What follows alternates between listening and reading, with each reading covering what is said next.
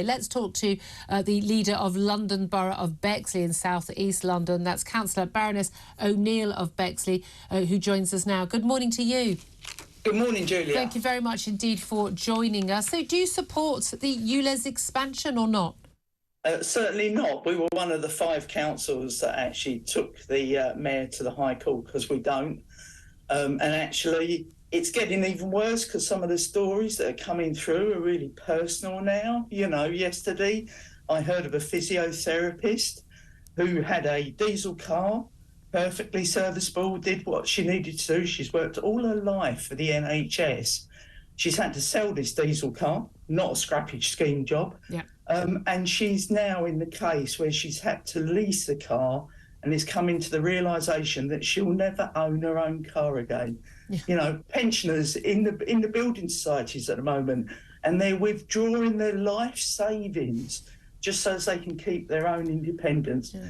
It's appalling, Julia, it really is. And it's extraordinary how many people just say, oh, it's saving lives, when it's not. All the scientific evidence says that's an absolute nonsense claim from Sadiq Khan. Even the only evidence that he actually paid good taxpayers' money for, 800 grand in total, by the way, of taxpayers' money. But also, there's a ridiculous thing where people say, well, people getting the scrappage scheme, there's up to £2,000 available for people in London, and they can do £2,000 ain't going to cover the cost of a ULEZ compliant car. That people, by definition, if people had the sort of money to replace their cars, they'd probably already have done it.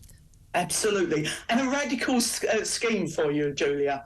You know, if the mayor is so actually adamant that the 9 out of 10 cars that you see at any time of the day is less than the 700,000 that the RAC and the AA are saying, then actually, why doesn't he spend all the money, or why didn't he spend all the money that he spent on cameras, on signage, most of which went up over the weekend, so God knows what the overtime bill was, all the self-publicity that he spent money on. If he'd have actually worked with those people who had the cars to help them to replace them, wouldn't that have been a better thing? But, of course, it wouldn't have been the same cash cow, would it? That's the thing. I have to say, the huge cost of all these cameras and all the infrastructure, the computer networks, all of that. I'm always fascinated. They're able to always come up with the money for these things. But we're told it's going to make GLA coffers, Great London Authority coffers, £2.5 million a day. And that's where I'm also confused. If the point of this is to stop these cars driving in the zone because they're terribly dangerous and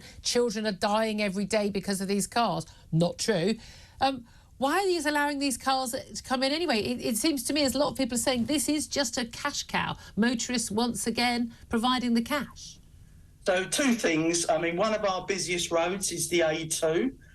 I checked yesterday, and actually, if you look at the air quality monitoring station next to the A2, it says that the number of times Bexley's air has exceeded high levels of PM10 and nitrous oxide is never. Yeah. Now, to contradict that, of course, the people that will be paying those fines and paying those penalty charges will actually be the poorest people in our borough. You know, they will be the people that are our key workers, Absolutely. Are our carers, are our mums taking kids to school. You know, all the people that can least afford it are going to be paying all that money into the coffers. In one sentence, can I ask you, do you approve of the Blade Runners, the people destroying the cameras? I can't approve of vandalism. You know I can't condone that. But I can understand how angry people are. And I'm hearing this secondhand. But, you know, there are some awful stories, Julia. Councillor Baroness O'Neill of Bexley, appreciate you joining us. She's the leader of London Borough of Bexley.